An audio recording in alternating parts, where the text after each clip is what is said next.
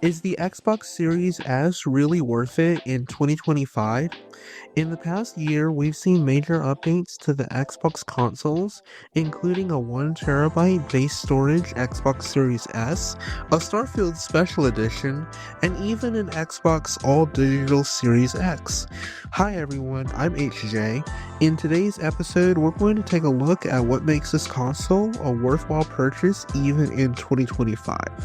So a lot of you guys are wondering, is the hardware still good? For most games and most people, I would argue yes. But for a more in-depth answer, we also have to consider the fact that almost all the console games these days, except the Nintendo Switch, are seemingly optimized to run on the console they were built for the most part. This means games like Destiny 2, Minecraft, and Forza have the graphics settings somewhat optimized already and built in, hence why you can't change video graphics settings to a huge extent like you can on PC for some games. So if the Xbox makers will hopefully release a better console soon, then why would you want this? Well, here it all boils down to the value and the price. For the $299 price tag, you can get an entry-level Xbox Series S with 512 gigabytes of internal SSD storage, and that will set you back $300 to get into the realm of gaming. Some would argue, well,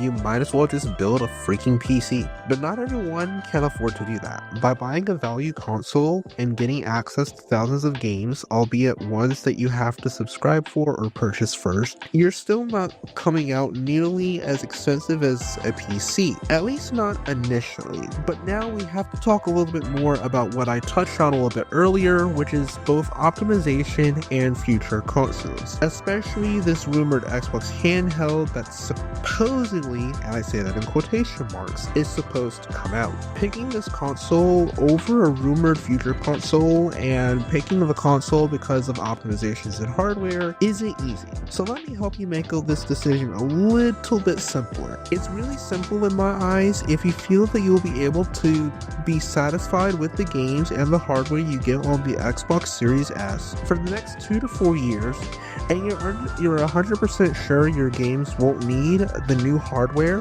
then I would say go ahead and go for it. If you're unsure for any reason, like say 95% sure, or you just really want the latest and greatest hardware and you don't really have a really big push, say if you have other devices that you can game on in the meantime, or you're not a content creator, just looking to get in, want something effective for the next year or so before something new comes out, then you can always wait for that. And if you know that I'm playing something like GTA 6, for example, which is probably right around the corner, or anything that comes out that's going to be nearly as demanding as that, then yeah, I would say wait and see what happens. That way you're not springing to buy now, only to have to buy again in a year, or even closer, probably 6 months. So let's talk about the optimizations for a bit. And I know this is a little bit off script because I did make the outline for this, and I just want to talk about the optimizations because one of the things that I noticed about the Xbox Series S is that a lot of their games really are optimized for the system.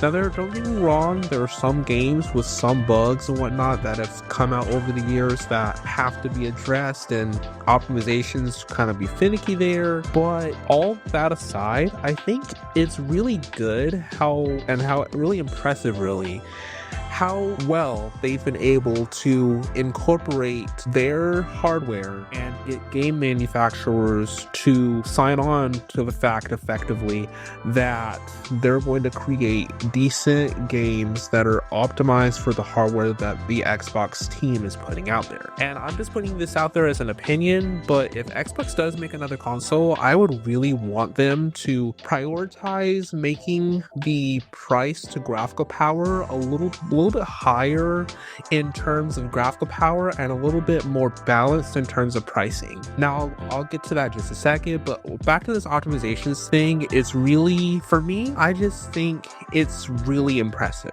Now, back to that price thing, because I'm bouncing back and forth here. The thing that I really like about their pricing model is they didn't price it overly expensive. Like, PlayStation is PlayStation, and Nintendo's Nintendo, and PC is PC. But like Xbox, especially with their entry-level model, did a great job at making sure that for the times and for the hardware, that is essentially an equivalent to an RX 5500, essentially, is really, really optimized for the price that they put it out at. I think they did a great job on doing that. So now, what's the verdict? Well, for what you're getting, it seems like a great value. Would I recommend it? Yes, I would. Especially for teens or for kids who don't have the money or the space for a full gaming rig. And I really can see some people, especially if you do content creation, you could make the argument that you might need a PC. You could also make the argument that, well, just buy a capture card and just record the screen of your Xbox from your TV, for crying out loud.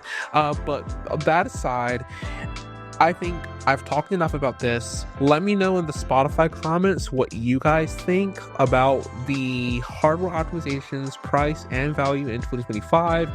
Let me know your thoughts and tell me what you guys want to see, either from Xbox or from the show in the future. I'm always taking feedback.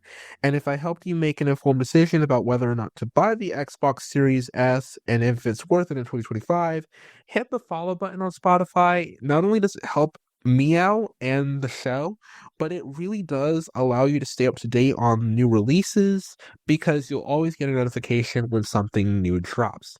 Anyways, I'm HJ, and I'll catch you guys in the next episode.